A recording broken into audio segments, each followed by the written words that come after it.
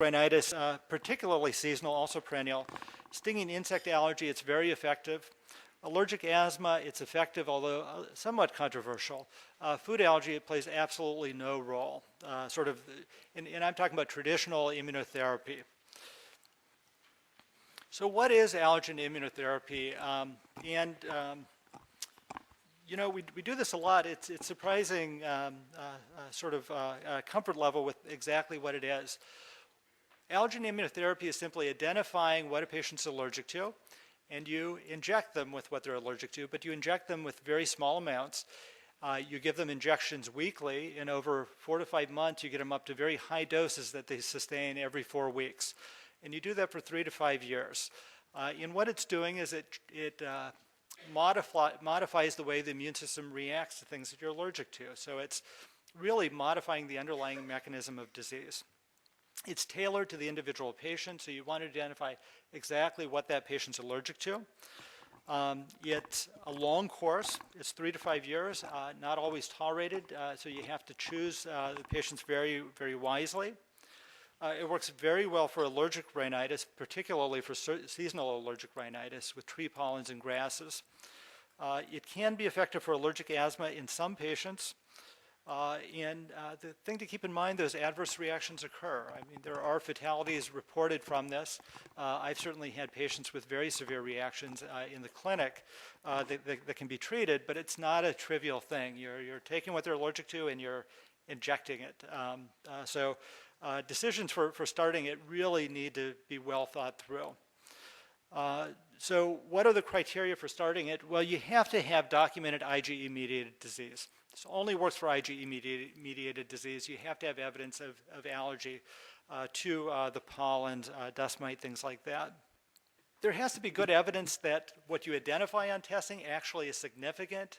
So you can do skin testing and get positive results where a patient's allergic to something by testing, but it doesn't make any sense based on their symptom pattern, timing, and all of that. And in those cases, allergen immunotherapy doesn't make a whole lot of sense. The symptoms have to be sufficiently severe and prolonged to warrant the time, risk, and cost. You have to go into the doctor's office every week for the shots, and it's a big time commitment. You can have reactions, so you really want to make sure that it's really necessary in the patient. A lot of the patients that go on also have failed pharmacotherapy. They're on tremendously high doses of medications, or the medications haven't been working particularly well. And there has to be availability of high-quality vaccines. So there's some things that we're very good at desensitizing to with immunotherapy. There are other things that we can't do, and the antigens that we have for it are not particularly good. So moving on to food allergy. The percentage of children who outgrow milk allergy by 5 years of age is closest to 10, 35, 65, 85, or 100%. So 85%, and this is key. Most young children with food allergy outgrow it, particularly things like milk and egg and soy, which we'll get into. So what is food allergy? A lot of people say they have food allergy. The actual incidence actually isn't that high, although it is increasing. What we call food allergy is an immunologic reaction to foods that causes symptoms. And this is distinguished from food intolerance or food toxicities. So lactose intolerance is not a food allergy. You don't break it down. When you eat hot peppers and your nose runs, that's not a food allergy. That's gustatory rhinitis. When you have food poisoning, that's not food allergy. And a lot of these patients come in. What we're talking about with food allergies, they have symptoms that suggest there's an immunologic response to a food protein. The only way you know this is by understanding what the underlying disorders are. Most food allergy has its onset in the first year of life, so it's very common in very young children. The peak prevalence is 6 to 8%, so a lot of children have this, and we'll get into the details of this. The prevalence falls to 2 to 3% by late childhood and remains at that level through adulthood. This figure goes over the atopic march, and one of the features that we see is in very young children in the first years of life. Food allergy is very common. Atopic dermatitis or eczema are very common. As they get past 3, 4, 5 years of age, the atopic dermatitis tends to become less common. Food allergies tend to become outgrown. And then they start developing environmental allergies with asthma, allergic rhinitis, and asthma. And this is the atopic march. Young kids, eczema, food allergy. As you get older, those go away, environmental allergies and asthma. And this is why we were always concerned about young children with severe eczema. These are children at risk for developing significant asthma as they get older.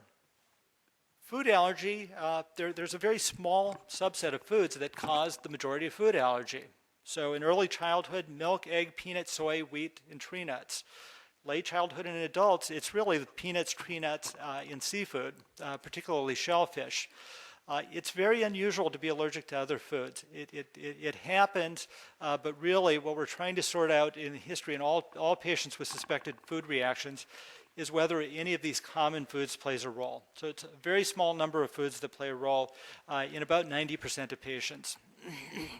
How do they present? And there's variable presentation, and again, you got to know the details of how they present to sort of sort out when testing is indicated and when you need to worry. So they can present with urticaria and angioedema occurring after food ingestion. And again, this is going to be typical IgE mediated, the type that testing is effective for. Anaphylaxis is what we worry about, particularly with things like peanut, where they develop hives, respiratory symptoms, GI, and hypotension. Atopic dermatitis can have a food allergy component. It's a very small subset, and I'll go into some of the details. There's the disorders of eosinophilic gastroenteritis and eosinophilic esophagitis, which is a distinct disorder where you get eosinophilic inflammation of the GI tract. And food allergy is prominent, particularly when the esophagus is involved. You can get oral allergy syndrome, and this falls within that category. Once you know it,